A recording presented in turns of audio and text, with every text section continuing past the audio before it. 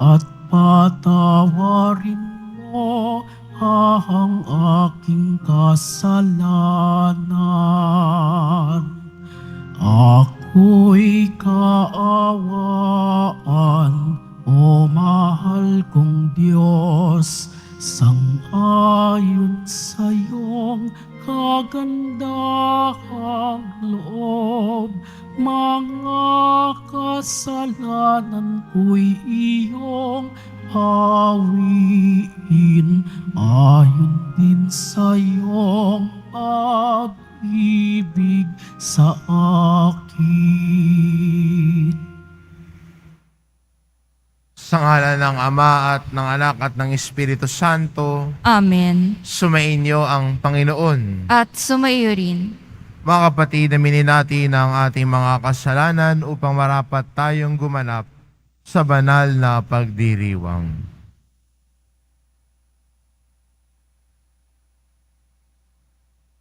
Inaamin ko Sa makapangyarihang Diyos at sa inyo mga kapatid, na lubha akong nagkasala sa isip, sa salita at sa gawa, at sa aking pagkukulang. Kaya isinasamo ko sa mahal na Birheng Maria, sa lahat ng mga anghel at mga banal, at sa inyo mga kapatid, na ako'y ipanalangin sa Panginoong ating Diyos. kaawaan tayo ng makapangyarihang Diyos, patawarin tayo sa ating mga kasalanan, at patnubayan tayo sa buhay na walang hanggan. Amen. Panginoon, kaawaan mo kami. Panginoon, kaawaan mo kami. Kristo, kaawaan mo kami. Kristo, kaawaan mo kami. Panginoon, kaawaan mo kami. Panginoon, kaawaan mo kami. Manalangin tayo.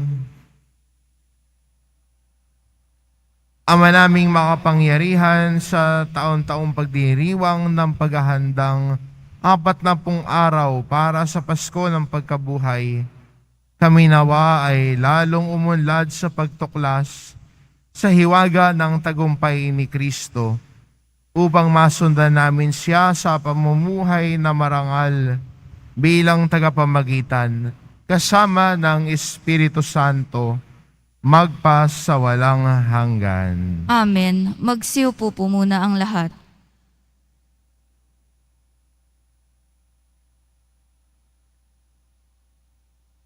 Pagbasa mula sa aklat ng Henesis. Ito ang sinabi ng Diyos kay Noe at sa kanyang mga anak. Ako'y nakikipagtipan sa inyo ngayon, pati na sa inyong magiging mga anak. Gayon din sa lahat ng mga bagay na may buhay sa paligid ninyo. Mga ibon, maaamot may ilap na hayop na kasama ninyo sa daong. Ito ang masasabi ko sa aking pakikipagtipan sa inyo. Kailanmay hindi ko nalilipulin sa pamamagitan ng baha ang lahat ng may buhay. Wala nang baha na gugunaw sa daigdig. Sinabi pa ng Diyos, ito ang magiging palatandaan ng walang hanggang tipan na ginagawa ko sa inyo at sa lahat ng hayop. Palilitawin ko sa mga ulap ang aking bahaghari, at iyan ang magiging tanda ng aking pakikipagtipan sa inyo. Tuwing magkakaroon ng ulap at lilitaw ang bahaghari, aalalahanin ko ang aking pangako sa inyo at sa lahat ng hayop. Hindi ko na lilipulin sa baha ang lahat ng may buhay. Ang salita ng Diyos. Salamat sa Diyos. Poon iyong minamahal ang tapat sa iyong tipan. Poon iyong minamahal ang tapat sa iyong tipan. Ang kalooban mo'y ituro, O Diyos, ituro mo sana sa aba mong lingkod. Ayon sa matuwid, ako ay turuan. Ituro mo poon ang katotohanan. Tagapagligtas ko na inaasahan. Poon iyong minamahal ang tapat sa iyong tipan. Poon gunitain pag-ibig mong wagas, at ang kabutihan noon pa'y nahayag. Pagkat pag-ibig mo'y hindi nagmamaliw, ako sana poon ay alalahanin. Poon iyong minamahal, ang tapat sa iyong tipan. Mabuti ang poon at makatarungan sa mga salari, guro at patnubay. Sa mababang loob siya yaong gabay at nagtuturo ng kanyang kalooban. Poon iyong minamahal, ang tapat sa iyong tipan.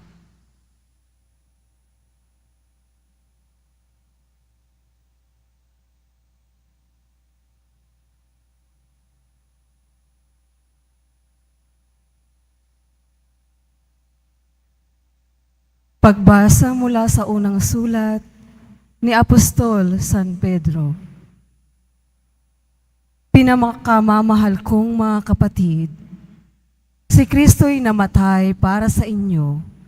Namatay siya dahil sa kasalanan ng lahat. Ang walang kasalanan para sa mga kasalanan upang iharap kayo sa Diyos. Siya'y namatay ayon sa laman at muling binuhay ayon sa Espiritu. Sa kalagayang ito, pinuntahan niya at inaralan ang mga espiritong nakabilanggo. Yan ang mga espiritong ayaw sumunod nang sila'y matyagang hinihintay ng Diyos noong panahon ni Noe.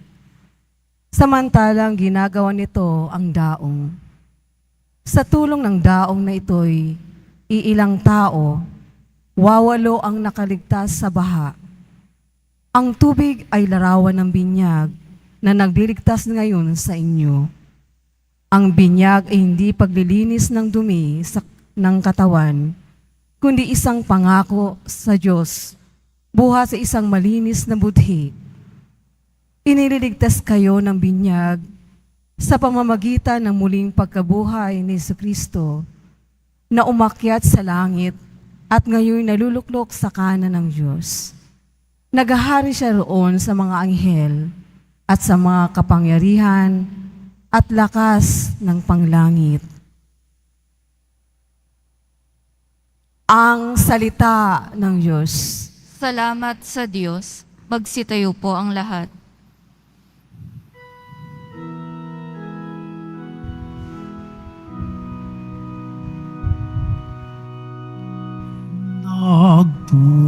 Nagpupuri kami sa'yo, Panginoong Jesucristo.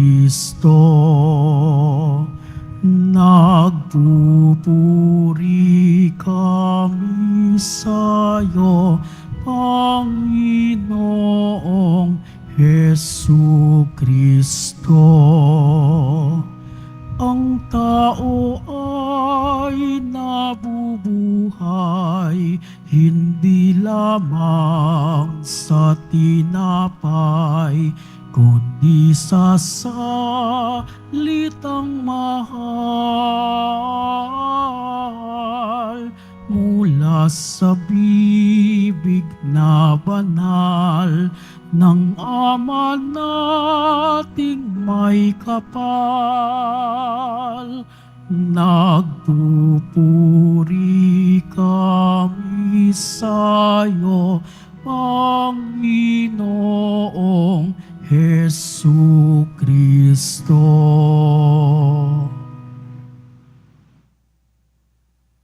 Sumainyo ang Panginoon.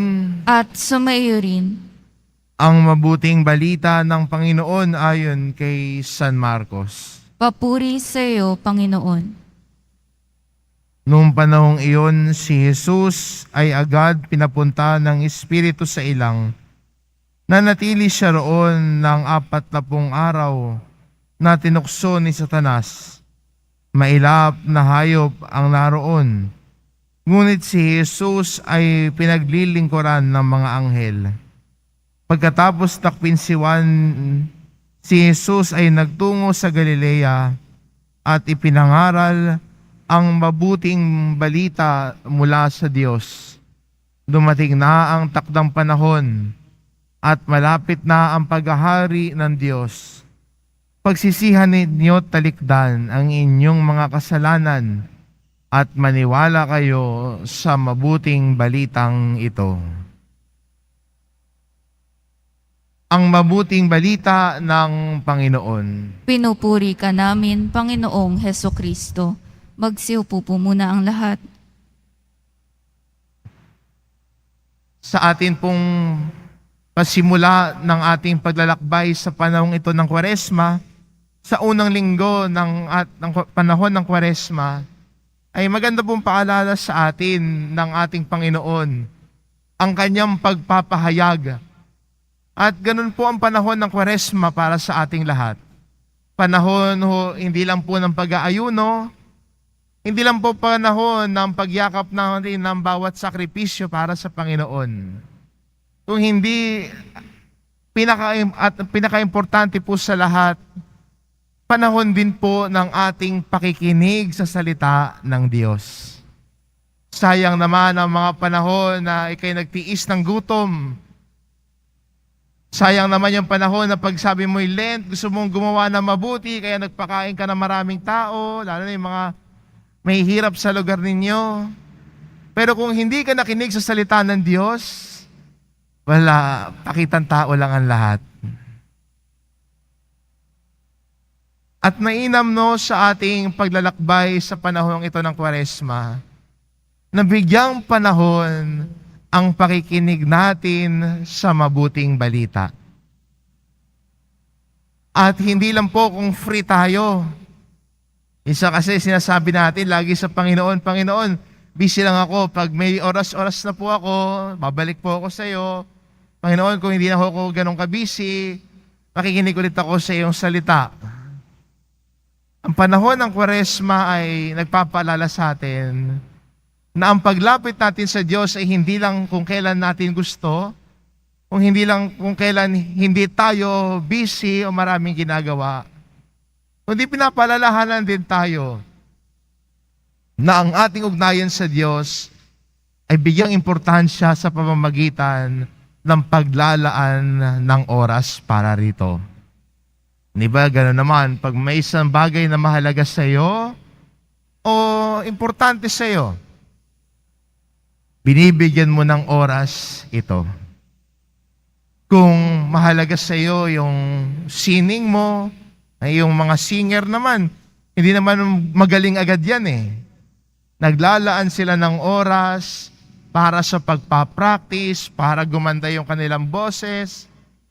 Ganon din sa kahit anumang larangan. Sa iyong, kung magaling ka magluto, hindi naman agad magaling ka magluto eh. Patuloy mong sinasanay, patuloy mong ginagawa hanggang sa masanay at gumagaling ka na. Dahil binibigyan mo ito ng oras, binibigyan mo ito ng halaga. At ang panahon ng Kwaresma ay imbitasyon sa atin na bigyang halaga ang ating relasyon sa Diyos. Bigyang halaga ang ating ugnayan sa Diyos. Hindi ba ito ang paalala sa atin noong Miyerkules ng Abo? Ang ating pagbabalik loob sa Diyos. Marahil sa loob ng isang taon ay may mga pagkakataong natalikuran natin ng Panginoon na isang tabi. Mas may iba tayong binigyang importansya. At ang Diyos ay sinabi, Lord, alam ko nandiyan ka naman. Saka na lang po ako babalik sa iyo, Lord, pag hindi na ako busy. Pag wala na ako masyadong ginagawa, Panginoon. Pero love kita. Pag mahal natin ang Panginoon at mahalaga sa atin ang Panginoon, binibigyan natin ng panahon lagi si Jesus. Di ba ganun naman? Pag mahalaga sa iyo ang isang tao, binibigyan mo siya ng oras kahit busy-busy ka. Pag mahalaga sa iyo ang ginagawa mo, yun ang binibigyan prioridad mo sa buhay mo. Sana po tayo bilang Kristiyano, bigyang halaga at prioridad sana natin ang ugnayan natin kay Jesus. Giving time. Giving time para makinig sa kanyang salita. Giving time para buksan ang ating Biblia at basahin ito. Giving time para pagnilayan ng kanyang salita. Giving time para magdasal. At yun po isa'y hindi lang po pagpapalimos o paglakap ng sakripisyo ang gawain natin sa panahon ng Kwaresma. Huwag na huwag kakalimutan na mahalaga din ang buhay nating panalangin. Pero hindi yung panalangin na ikaw lang nagsasalita sa Diyos. Hindi ibig sabihin ng nananalangin ka, ikaw lang yung isang oras na sabi ng sabi sa Panginoon at hingi ka ng hingi ng lahat ng kailangan mo. Pero kasama rin sa pagdarasal ay ang pananahimik natin na nakikinig tayo sa Kanya. Sabi nga, a prayer is our conversation with God. At pag conversation, ibig sabihin ikaw at yung kausap mo ay parehong nagsasalita. Yung isa nakikinig, yung isa din naman nagsasalita, nagpapalitan kayo. At ganoon din po sa ating panalangin. It is we talking to God, and God also talks to us.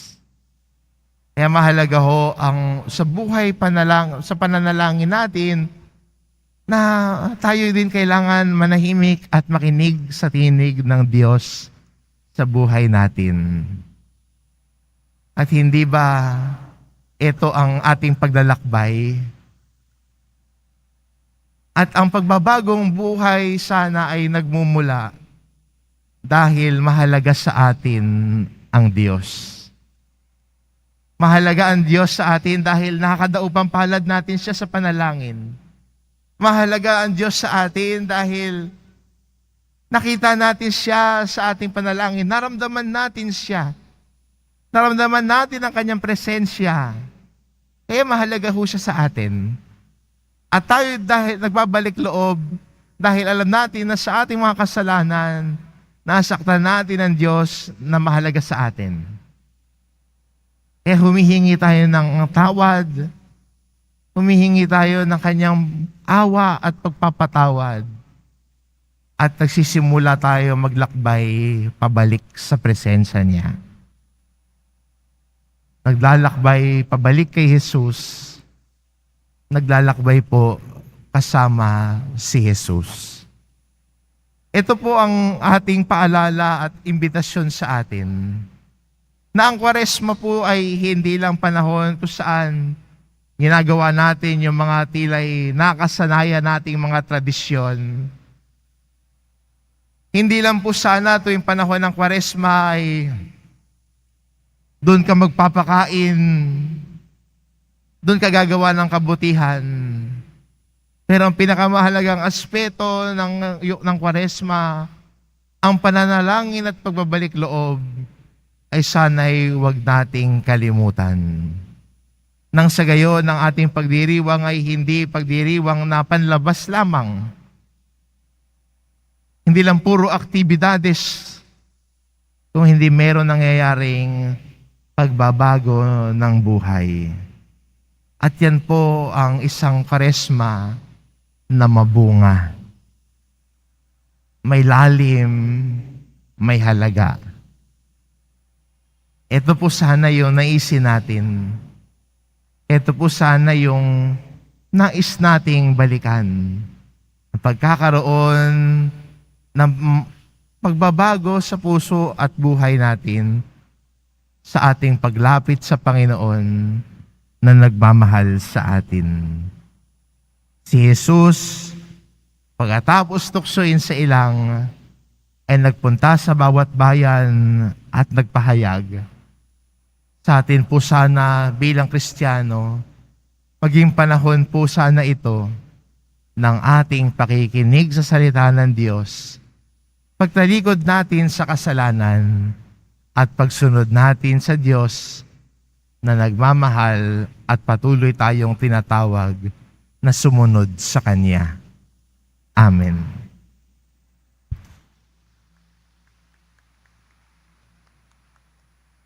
Magsitayo po ang lahat.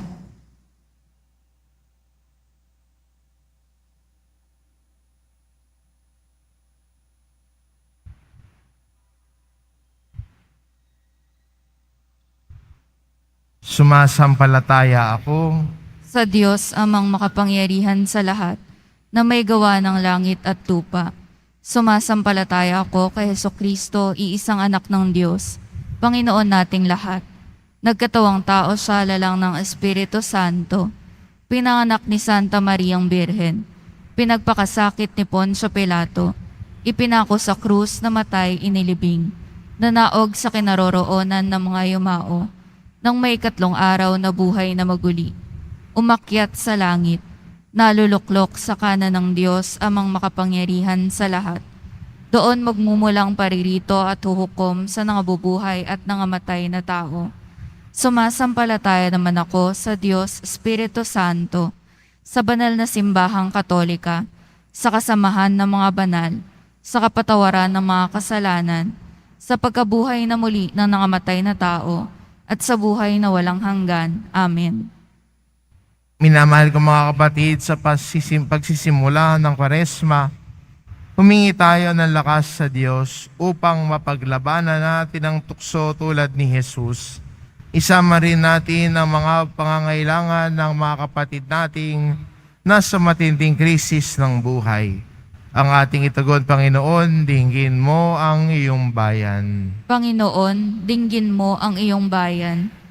Patuloy nawang himukin ng mga namumuno sa simbahan ang lahat ng tao na magbalik loob sa Diyos. Maihatid nawa nila ang pagtanggap at pagpapatawad ng Diyos sa mga tao. Manalangin tayo. Panginoon, dinggin mo ang iyong bayan. Ipagtanggol nawa ng mga namumuno sa mga bansa ang makarapatan at kapakanan ng bawat tao upang makamit natin ang kapayapaan lalong-lalo na sa pagitan ng mga bansang kasalukuyang may gera. Manalangin tayo. Panginoon, dinggin mo ang iyong bayan. Panghawakan nawa ng bawat binyagang Kristiyano ang kinagisnan nilang pananampalataya sa Diyos at ibahagi ito sa lahat ng taong kanilang makakatagpo. Manalangin tayo. Panginoon, dinggin mo ang iyong bayan. Bigyang pag-asa at lunas mo nawa ang mga kapatid naming may sakit at dumaraan sa matinding pagsubok sa buhay. Manalangin tayo. Panginoon, dinggin mo ang iyong bayan. Salubungin mo ang mga kapatid naming yumaos sa piging na banal sa kalangitan, kung saan ang iyong liwanag ay kanilang walang hanggang masisilayan. Manalangin tayo. Panginoon, dinggin mo ang iyong bayan. Ama, pakinggan mo ang aming mga panalangin at tulungan mo kaming makilala at igalang ang dangal ng bawat tao, lalong-lalo na ang mga migrante at ang kanilang mga mag-anak. Hinihiling namin ito sa pamamagitan ni Kristong aming Panginoon. Amen. Magsiupo po muna ang lahat.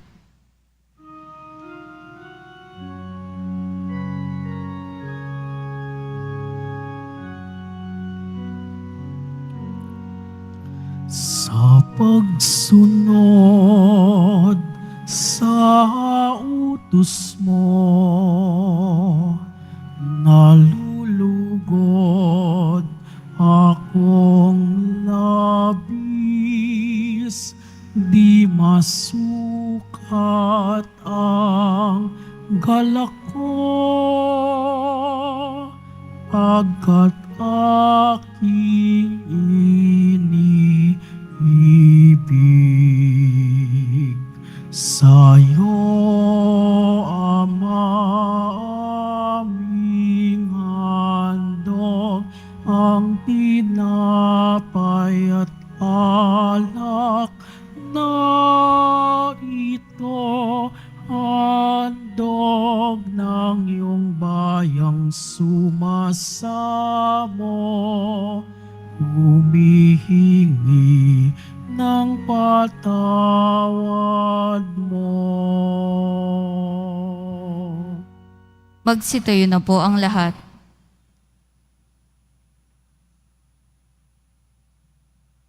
Manalangin kayo mga kapatid upang ang paghahain natin ay kalugdan ng Diyos amang makapangyarihan. Tanggapin nawa ng Panginoon itong paghahain sa iyong mga kamay, sa kapurihan niya at karangalan, sa ating kapakinabangan at sa buong sambayanan niyang banal. Ama naming lumikha, gawin mo kaming maging marapat, maghain sa pagdiriwang namin ngayon ng pagsisimula ng banal na panahon ng 40 araw na paghahanda para sa Pasko ng pagkabuhay sa pamamagitan ni Hesukristo kasama ng Espiritu Santo magpa sa walang hanggan. Amen. Sumainyo ang Panginoon. At sumaiyo rin, Itaas sa Diyos ang inyong puso at diwa. itinaas na namin sa Panginoon. Pasalamatan natin ang Panginoong ating Diyos. Marapat na siya ay pasalamatan. Ama naming makapangyarihan, tunay ngang marapat na ikaw ay aming pasalamatan sa pamamagitan ni Hesukristo na aming Panginoon. Ang kanyang 40 araw na pagtitiis ng kagutuman ay nagbibigay kahulugan sa panahong ito ng pagpapakasakit para sa kapwa-tao. Ang pagtalikod niya sa tuksong maging makasarili ay nagtuturo sa aming harapin ang pagpapakabuti upang kaisa niya'y maging malaya kami sa pagdulog sa hapag ng muling hapunan na siyang hantungan ng lahat sa kalangitan. Kaya kaisa ng mga anghel na nagsisiawit ng papuri sa iyo nang walang humpay sa kalangitan, kami nagbubunyi sa iyong kadakilaan.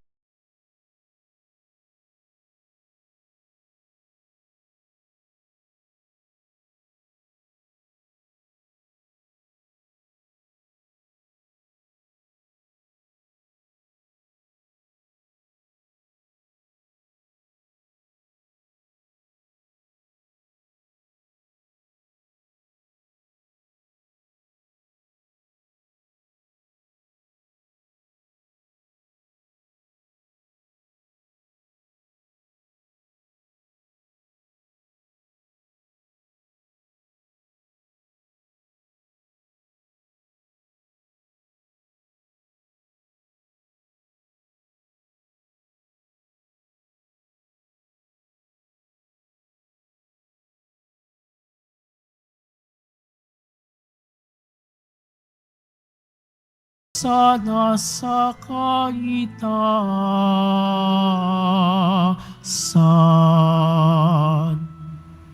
Magsilod po ang lahat.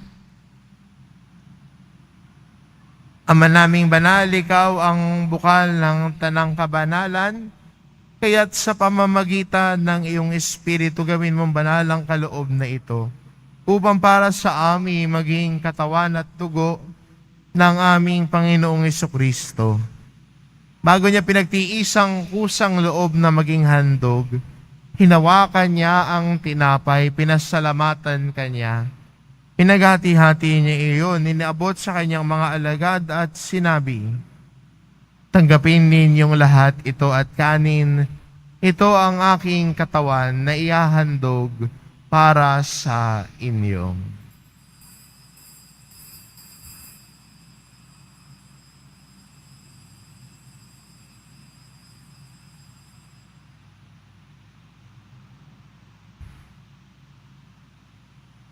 Gayon din naman nang matapos ang hapunan, hinawakan niya ang kalis. Muli kanyang pinasalamatan. Iniabot niya ang kalis sa kanyang mga alagad at sinabi, "Tanggapin ninyong lahat ito at inumin, ito ang kalis ng aking dugo, ng bago at walang hanggang tipan. Ang aking dugo na ibubuhos para sa inyo at para sa lahat, sa ikapagpapatawad ng mga kasalanan. Gawin ninyo ito sa pag-alala sa akin."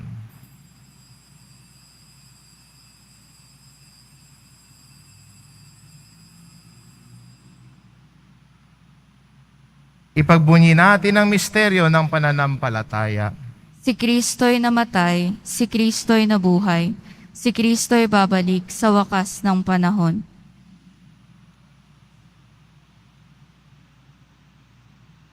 Ama, ginagawa namin ngayon ang pag-alala sa pagkamatay at muling pagkabuhay ng iyong anak. Kaya tinaalay namin sa iyong tinapay na nagbibigay buhay at ang kalis na nagkakaloob ng kaligtasan. Kami nagpapasalamat dahil kami iyong inarapat na tumayo sa harap mo para maglingkod sa iyo. Isinasamo namin kaming magsasalo-salo sa katawan at tugon ni Kristo ay mabuklod sa pagkakaisa sa pamamagitan ng Espiritu Santo. Ama, lingapin mo ang iyong simbahang laganap sa buong daigdig. Puspusin mo kami sa pag-ibig. Kaisa ni Francisco na aming Papa at ni Jose na aming Obispo at ng Tanang Kaparian. Alalahanin mo rin ang mga kapatid naming nahimlay na may pag-asang sila'y muling mabubuhay. Ngayon din ang lahat ng mga pumanaw. Kaawaan mo sila at patuloyin sa iyong kaliwanagan. Kaawaan mo at pagindapatin kaming lahat na makasalo sa iyong buhay na walang wakas. Kaysa na mahal na Birheng Maria na ina ng Diyos, ng kabiyak ng puso niyang si San Jose, kaysa ng mga apostol at ng lahat ng mga banal na namuhay dito sa daigdig ng kalugod-lugod sa iyo, may pagdiwang nawa namin ang pagpupuri sa ikararangal mo sa pamamagitan ng iyong anak na aming Panginoong Hesu Kristo. Sa pamamagitan ni Kristo kasama niya at sa Kanya, ang lahat ng parangal at papuri ay sa iyo, Diyos amang makapangyarihan, kasama ng Espiritu Santo, magpa sa walang hanggan.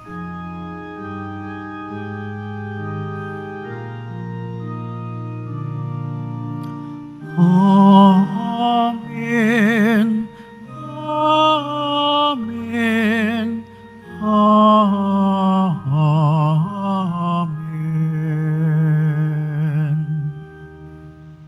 Sa tagubilin ng mga nakagagaling na utos at turo ni Jesus na Panginoon natin at Diyos, ipahayag natin ng lakas loob. Ama namin, sumasalangit ka, sambahin ang ngalan mo. Mapasa amin ang kaharian mo. Sundin ang loob mo dito sa lupa para nang sa langit. Bigyan mo kami ngayon ng aming kakanin sa araw-araw at patawarin mo kami sa aming mga sala para nang pagpapatawad namin sa nagkakasala sa amin. At huwag mo kaming ipahintulot sa tukso at iadya mo kami sa lahat ng masama. Hinihiling namin kami adya sa lahat ng masama pagkalooban ng kapayapaan araw-araw. Iligtas sa kasalanan at ilayo sa lahat ng kapahamakan. Samantalang aming pinananabikan ng dakilang araw ng pagpapahayag ng tagapagligtas naming si Hesu Kristo. Sapagkat iyo ang kaharian at ang kapangyarihan at ang kapurihan magpakailanman. Amen. Panginoong Hesukristo, sinabi mo sa iyong mga apostol, kapayapaan ang iniiwan ko sa inyo, ang aking kapayapaan ang ibinibigay ko sa inyo. Tunghayan mo ang aming pananampalataya at huwag ang aming pagkakasala. Pagkalooban mo kami ng kapayapaan at pagkakaisa, ayon sa iyong kalooban, kasama ng Espiritu Santo, magpa sa walang hanggan. Amen. Ang kapayapaan ng Panginoon ay laging sumainyo. At sumaiyo rin. Magbigayan kayo ng kapayapaan sa isa't isa.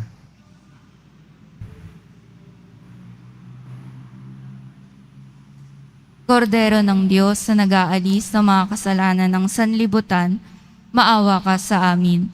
Kordero ng Diyos na nag-aalis ng mga kasalanan ng sanlibutan, maawa ka sa amin. Kordero ng Diyos na nag-aalis ng mga kasalanan ng sanlibutan, ipagkaloob mo sa amin ang kapayapaan. Magsilod po ang lahat.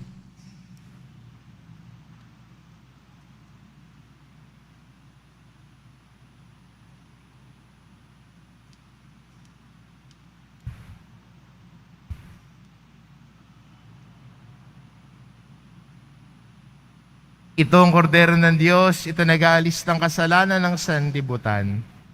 Mapalad ang mga inaanyayahan sa kanyang piging. Panginoon, hindi ako karapat-dapat na magpatuloy sa iyo, ngunit sa isang salita mo lamang ay gagaling na ako.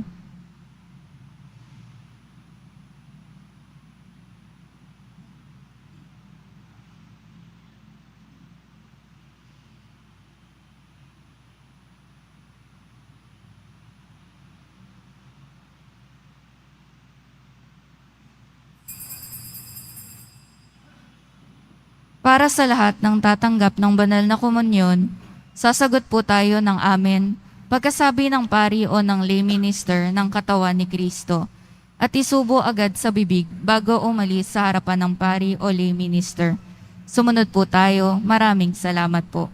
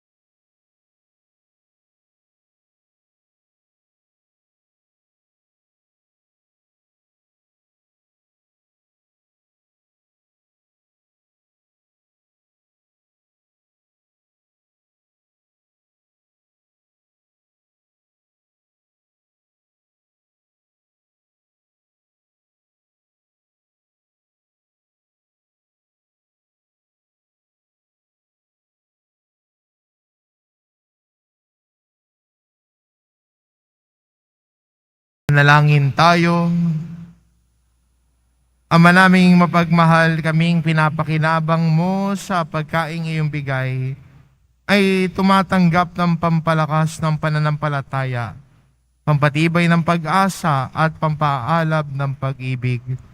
Matutuhan nawa naming damahin ang gutom at pananabik sa tunay na pagkaing nagbibigay buhay upang kami makapamuhay sa bawat salita na namumutawi sa iyong bibig sa pamamagitan ni Hesukristo kasama ng Espiritu Santo magpasawalang hanggan. Amen. Sumainyo ang Panginoon. At sumaiyo rin. Mahal na pong Jesus Nazareno, inihayag mo sa pamamagitan ng krus ang walang maliw na pag-ibig ng Diyos sa sangkatauhan. Pakinggan mo ang kahilingan ng iyong angkan na nagsusumamo sa iyo.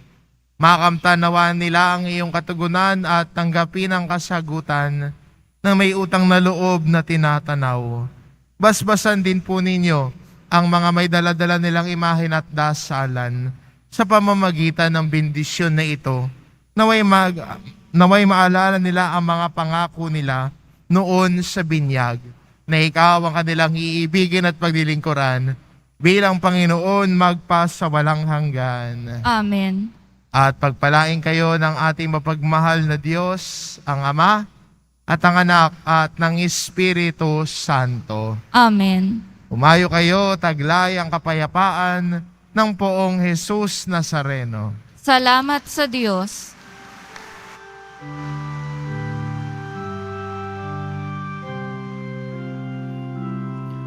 Nuestro Padre Jesus Nazareno, sinasamba ka namin,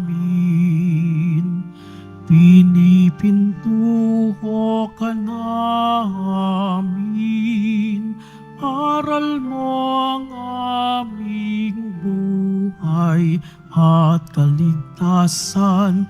Nuestro Padre Jesus Nazareno, iligtas mo kami sa kasalanan. Ang krus mong kinamatayan ay sagisag ng aming kaligtasan. Nuestro Padre Jesus Nazareno, dinarangal ka namin. Nuestro Padre Jesus Nazareno, niluluwalhati ka namin. Nuestro Padre Jesus Nazareno, dinarangal ka namin. Nuestro Padre Jesus Nazareno, niluluwalhati ka namin.